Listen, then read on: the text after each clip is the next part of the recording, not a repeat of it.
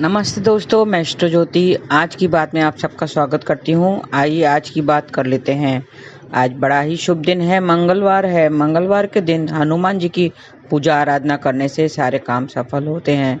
आप हनुमान मंदिर जाइए, हनुमान के आगे आसन बिछाकर बैठ जाइए और मंत्र चांट कीजिए, ओम हनुमते नमः, और उनको सिंदूर चढ़ाइए, उनको भोग लगाइए, मिठाई का भोग लगाएं और उनके सिंदूर दाएं पैरों से सिंदूर लेकर अपने मस्तक पर लगाने से आपकी बुद्धि तीव्र हो जाएगी।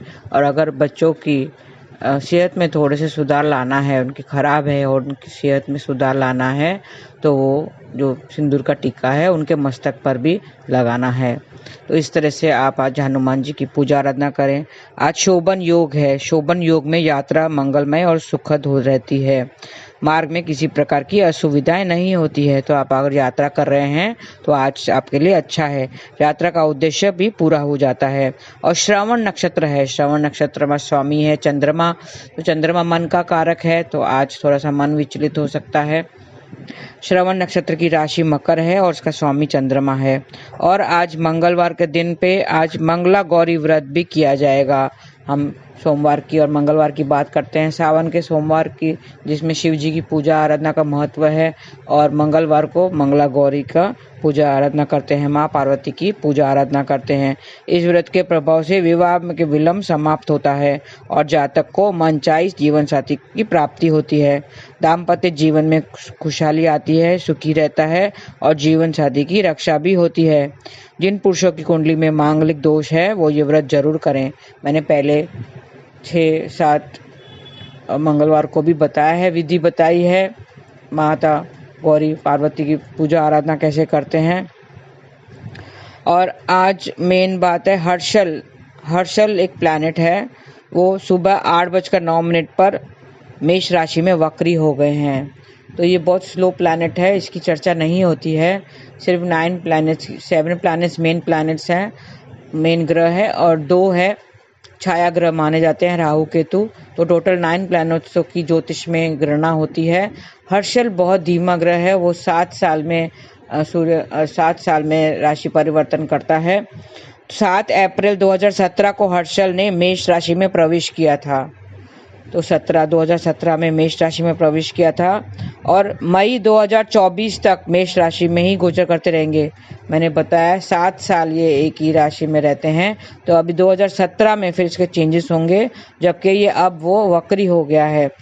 हर्षल हमारे सौर मंडल के 7वें वृत्त में रहता है और 84 वर्षों में सूर्य का एक चक्कर लगाता है। 84 इयर्स लगते हैं सूर्य का एक चक्कर लगाने में। तो बहुत ही स्लो मूविंग प्लैनेट है, तो उसका असर नहीं देखा जाता है ज़्यादातर, इसके लिए उसको काउंट नहीं करते हैं। ये पृथ्वी पर राजनीतिक और धार्मिक परिवर्तन लाता है, बहुत बड़ी चेंजेस लाता है। जब वो चेंज होता है तो वो बड़ा परिवर्तन, राजनीतिक परिवर्तन लाता है और धार्मिक परिवर्तन लाता है। और मनोवैज्ञानिकों के लिए हर्षल ये ग्रह महत्वपूर्ण होता है। ये आध्यात्मिक शक्ति और आत्मबल का संचार करता है।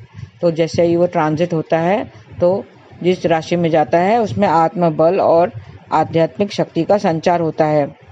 तो अलग अलग राशियों में अलग अलग प्रभाव पड़ेगा। ये बुरा प्रभाव नहीं देता है, सब में अच्छा प्रभाव देता है। तो क्योंकि वक्री है, वक्री मैंने बताया था, वक्री क्या होता है, वक्री और मार्गी एक बार वापस एक बता देती हूँ। वक्री मतलब पीछे की चाल चलना, उल्टी चाल चलना, लेकिन वास्तव में ग्रह उल्टी चाल नहीं चलते हैं। तो जैसे एग्जाम्पल 2 ट्रेन है, एक स्लो मूविंग ट्रेन है, उसके पास से जब फास्ट मूविंग ट्रेन जब पास होती है, उसके नज़दीक से गुजर जाती है, तो ऐसे लगता है कि वो पास वाली जो स्लो मूविंग ट्रेन है वो पीछे की तरफ जाती है। जैसे हम ट्रेन में जाते हैं तो भी पेड़ पौधे पीछे की तरफ जाते हुए नजर आते हैं, उसी तरह वो पास वाली जो स्लो मूविंग ट्रेन है वो भी पीछे की तरफ जाती हुई नजर आती है, लेकिन वास्तव में वो उसी डायरेक्शन में आगे की तरफ ही चलती है। उसी तरह ग्रहों का भी है। जो स्लो मूविंग प्लैनेट है उसके पास से अगर पृथ्वी जब वो तेजी से गुजर जाती है, तेजी गति से गुजर जाती है, तो पास जो पास चलता हुआ जो ग्रह है, स्लो मूविंग प्लैनेट है, वो लगता है कि पीछे की तरफ जा रहा है। तो उसी गति को, उसी स्थिति को वक्री कहते हैं। और मार्गी मतलब वापस से सीधा हो जाना, डायरेक्ट चलना। तो ये मार्गी और वक्री होते हैं। सन और मून हमेशा मार्गी रहते हैं, जबकि राहु केतु हमेशा वक्री ही चलते हैं। बाकी प्लैनेट्स अपने अपने मोशंस के हिसाब से, अपने अपने ऑर्बिट के हिसाब से वो कभी वक्री और कभी मार्गी होते रहते हैं। तो आपको दही का सेवन करना चाहिए। इसमें दही का सेवन करें और परफ्यूम लगाएं, परफ्यूम गिफ्ट करें। चमेली की परफ्यूम आप गिफ्ट कर सकते हैं। और सफ़ेद चीज़ों से कनेक्टेड रहिए। सफ़ेद कपड़ा आप किसी को गिफ्ट कर सकते हैं। तो अलग अलग राशियों पे अलग अलग प्रभाव पड़ेगा। मंत्र जाप करना है आपको और शिव जी की पूजा आराधना करनी है। इससे आपके जो पूरे प्रभाव हैं वो बुरे प्रभाव से बच सकेंगे। जवारे की रोटी गाय को खिलानी है। जौ की रोटी या जवारे की रोटी आप गाय को खिलाएं। रोज गाय की सेवा करें। और फल है, धर्म स्थल पर फल का दान कर सकते हैं।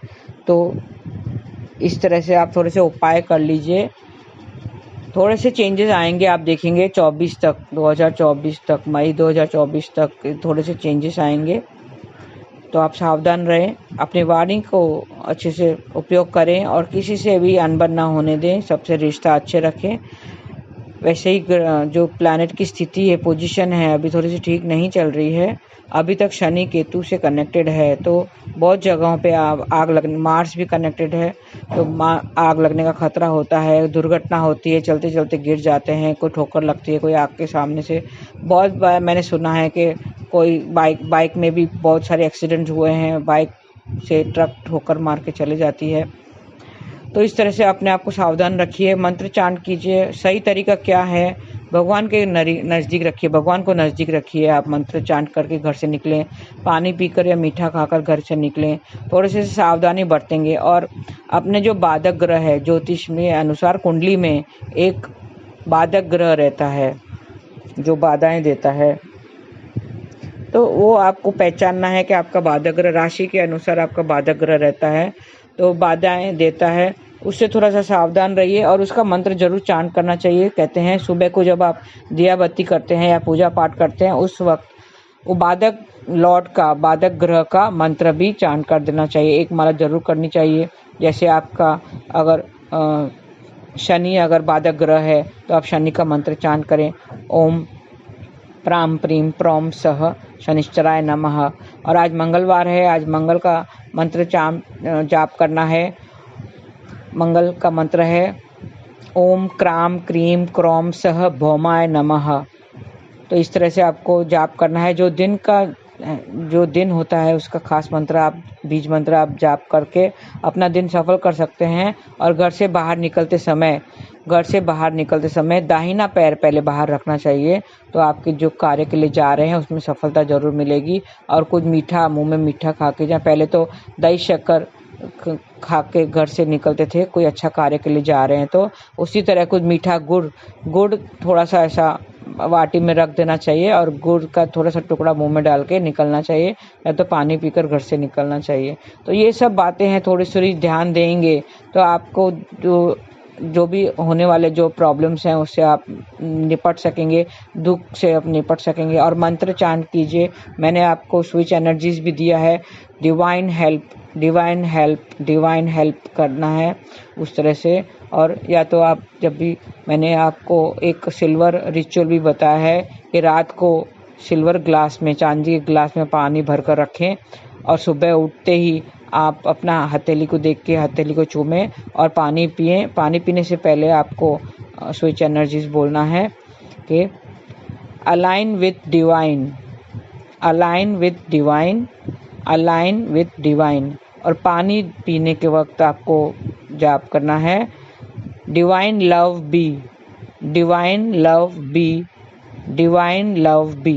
ऐसा आपको रोज करना है। आप रोज पानी, अगर चांदी का ग्लास आप बोलेंगे नहीं है तो आप उस जो स्टील के ग्लास में चांदी का सिक्का डाल सकते हैं, जो आप लक्ष्मी पूजन के दिन निकालते हैं चांदी का सिक्का।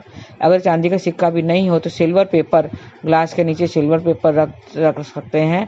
अगर उसका भी बंदोबस्त नहीं होता है तो एक कोरा कागज़ प्लेन पेपर लेके उसमें सिल्वर मैजिक बिगिन नाउ लिखकर आप उसके ऊपर ग्लास रख सकते हैं। देखिए, खाली भाव करना है, आप भाव से ही सारा कुछ पा सकते हैं। अगर मन में भाव हो और इच्छा प्रबल हो और आपके सबकॉन्शियस माइंड तक वो स्विच एनर्जीज लेके जाना है, तो अगर आप ऐसा करेंगे आप देखेंगे आप एक एनर्जी से आप कनेक्टेड रहिए। आप कुछ भी हो जाए तो डिवाइन टुगेदर आप चांट कर सकते हैं या डिवाइन हेल्प आप चांट कर सकते हैं, तो देखेंगे आपका जो भी कार्य है सब सिद्ध हो जाएगा, सफल होते जाएगा और कोई प्रॉब्लम्स आपको नहीं आएगी। तो ये थी आज की बातें। और अब कृष्ण कथा में थोड़ा सा गीता का ज्ञान ले लेते हैं। आपको पता है 7 सितंबर को जन्माष्टमी है। वैसे तो भगवान जन्म नहीं लेता है, भगवान प्रकट होते हैं, उनका प्रकट दिवस होता है। हम कहते हैं जन्माष्टमी, जन्म है, जन्म कभी भगवान कभी जन्मते न जन्म लेते हैं न मरते हैं, तो भगवान प्रकट होते हैं। तो जब इस धराधर पे आए थे, वो तारीख जो 7 सितंबर जो तारीख आई है, हम बोलते हैं जन्माष्टमी मनाते हैं। उस तारीख को उस तिथि को वो धराधर पर आए थे, ये पृथ्वी पर आए थे, कुछ दुष्टों का संहार करने के लिए उसने पृथ्वी पर प्रकट हुए थे। तो इसके लिए वो तारीख को, वो तिथि को हम सेलिब्रेट करते हैं एज जन्माष्टमी। वो अष्टमी तिथि होती है जन्माष्टमी, जैसे जन्माष्टमी, रामनवमी, दुर्गा अष्टमी, ऐसा। तो जो तिथियां होती हैं वो बहुत इंपॉर्टेंट होती हैं। तो हो सके तो आपका जन्मदिन भी कोई ना कोई तिथि पे हुआ रहेगा। कोई सप्तमी तिथि पर बॉर्न होता है, कोई दशमी तिथि पर बॉर्न होता है, कोई एकादशी तिथि पर बॉर्न होता है। तो हो सके तो अपना जन्म दिवस जो बनाते हैं वो तिथि के हिसाब से मनाइए। अगर ऐसा नहीं कर सकते हैं तो उस तिथि को, खास करके उस तिथि को आप दान पुण्य कीजिए, मंदिर जाके आइए, मंदिर से आशीर्वाद, भगवान से आशीर्वाद ले आइए, तो आपका जो जीवन है, आगे का जीवन सफल हो जाएगा। तो इस तरह से तिथियों का बहुत ही इम्पोर्टेंट रहता है। जैसे दुर्गा अष्टमी है, वो भी अष्टमी के दिन दुर्गा माता की पूजा आराधना करते हैं। वैसे कृष्ण का जन्म भी जन्माष्टमी के दिन हुआ था, अष्टमी के दिन पैदा हुआ था। वैसे 8 नंबर का बहुत ही महत्व माना जाता है। कृष्णा 8वें बालक थे, 8वां बालक था कृष्णा, 8वां पुत्र था और अष्टमी के दिन पैदा हुआ था। और उनकी 8 गोपी सखियां थी और 8 गोपाल सखी थे और उनकी 8 पटरानियां थी। तो 8 नंबर से जुड़े रहिए, 8 नंबर बहुत ही इम्पोर्टेंट है इसके हिसाब से, कृष्णा के हिसाब से। तो 8 नंबर से जुड़े रहिए, आपको सुख समृद्धि मिलेगी। गीता का सार मैं बता देती हूँ। गीता आपको पता है, महाभारत में गीता का ज्ञान श्री कृष्ण ने अर्जुन को दिया था। भागवत गीता के उपदेश सबसे बड़े धर्म युद्ध महाभारत की रणभूमि कुरुक्षेत्र के युद्ध में अपने शिष्य अर्जुन को भगवान श्री कृष्ण ने दिए थे, जिसे हम गीता सार कहते हैं। गीता मतलब, भागवत गीता मतलब भगवान के मुख से निकला हुआ गीत। आज 5000 साल से भी ज्यादा वक्त बीत गया है, लेकिन गीता के उपदेश आज भी हमारे जीवन में उतने ही प्रासंगिक हैं, प्रचलित हैं। तो चलो हम गीता का सार सीख लेते हैं। पहले गीता में लिखा है, निराश मत होना, कमजोर तेरा वक्त है, तू नहीं। वो कहता है कि वक्त कमजोर होता है, तू नहीं, कि तू तो बलवान है। ऐ इंसान, तू है बलवान, अपने हाथों से खड़ा कर सकता आसमान, तू ही दीन दुखियों को दे सकता है आराम। ऐ इंसान, तू है बलवान। तो ऐसे आप गीता का सार सुन लेते हैं। क्यों व्यर्थ की चिंता करते हो, किससे व्यर्थ में डरते हो, कौन तुम्हें मार सकता है। आत्मा न पैदा होती है और न ही मरती है। जो हुआ वह अच्छा हुआ, जो हो रहा है वह अच्छा हो रहा है, जो होगा वह भी अच्छा ही होगा। तुम भूत का पश्चाताप न करो, भविष्य की चिंता भी मत करो, वर्तमान में जियो, वर्तमान चल रहा है। तुम्हारा क्या गया जो तुम रोते हो, तुम क्या लाए थे जो तुमने खो दिया, तुमने क्या पैदा किया था जो नाश हो गया। न तुम कुछ लेकर आए थे, जो लिया यहीं से लिया, जो दिया यहीं पर दिया, जो लिया इसी से लिया, जो दिया इसी को देना है। इसी को मतलब भगवान को ही देना है, भगवान से ही लिया था। कल भी मैंने बताया था कि हमारा कुछ नहीं है, जो दिया है वो भगवान ने इसी जन्म में हमें कपड़े तक भी हम पहन के नहीं आते हैं। हमें जो भी दिया वो इस भगवान ने ही दिया है, भगवान की कृपा रही है हम पर। और जो भी हमें देना है वो भी भगवान को ही देना है, हमारा कुछ भी नहीं है। खाली हाथ आए हैं और खाली हाथ चले जाएंगे। जो आज तुम्हारा है कल और किसी का था, परसों किसी और का होगा। तुम इसे अपना समझकर मग्न हो रहे हो। बस यही प्रसन्नता तुम्हारे दुखों का कारण है। तुम्हारे दुखों का मूल कारण यही है कि आज तुम जो भी अपना समझ रहे हो, आपके जाने के बाद में वो किसी और का हो जाएगा, और आपके आने से पहले किसी और का था जो तुम्हें मिला है। तो तुम्हारा कुछ नहीं है, सब यहीं पर छोड़ के जाना है। क्यों व्यर्थ में दुखी होते हो? परिवर्तन संसार का नियम है। जिसे तुम मृत्यु समझते हो वो वही जीवन है। एक क्षण में तुम करोड़ों का स्वामी बन जाते हो और दूसरे ही क्षण में तुम दरिद्र हो जाते हो। मेरा तेरा, छोटा बड़ा, अपना पराया मन से मिटा दो, फिर सब तुम्हारा है, तुम सबके हो। न यह शरीर तुम्हारा है न तुम शरीर के हो। यह तो अग्नि, जल, वायु, पृथ्वी और आकाश से बना है और इसी में मिल जाएगा। परंतु आत्मा स्थिर है। फिर तुम क्या हो? तुम तो कुछ नहीं। तुम अपने आप को भगवान को अर्पित करो। यही सबसे उत्तम सहारा है। जो इसके सहारे को जानता है वह भय, चिंता, शोक से सर्वदा मुक्त रहेगा। जो कुछ भी तू करता है उसे भगवान को अर्पण कर दे। ऐसा करने से सदा जीवन मुक्ति का आनंद अनुभव करेगा। कल मैंने एक बताया था कि आप जो भी कर रहे हो भगवान को अर्पित करो। कृष्ण अर्पण वस्तु, श्री कृष्ण अर्पण वस्तु, श्री कृष्ण अर्पण वस्तु, ऐसा कहते हुए आप जो भी काम कर रहे हो, खा रहे हो, पी रहे हो, कहीं जा रहे हो, किसी को कुछ दे रहे हो या किसी से कुछ ले रहे हो, सब भगवान को अर्पित कर दो। आप कोई भी पूजा पाठ करते हो तो उसका फल भी भगवान को अर्पित कर दो, क्योंकि वही सब कराने वाला है। हम कुछ नहीं करते हैं। ये जो मैं बोल रही हूँ, ये जो मैं कर रही हूँ, भगवान की कृपा रही है। ये तो मैं एक बीच की कड़ी हूँ। जैसे एजेंट होते हैं, मैं तो सिर्फ जरिया हूँ आप लोगों तक ये उनकी बातें पहुँचाने का, कृष्ण की बातें पहुँचाने के लिए। मुझ जरिया से आप लोगों के पास बातें पहुँच रही है, तो ये भगवान की कृपा रही है मुझ पर। Thank you Krishna. ऐसा करके थैंक यू कृष्णा करते हुए, धन्यवाद करते हुए आप जीवन व्यतीत करेंगे तो देखेंगे आपको दुख आएगा ही नहीं। दुख आएगा भी तो आपको पता भी नहीं चलेगा, आपके पास से निकल जाएगा। तो आप भगवान को साथ रहिए, नाम जाप करते रहिए।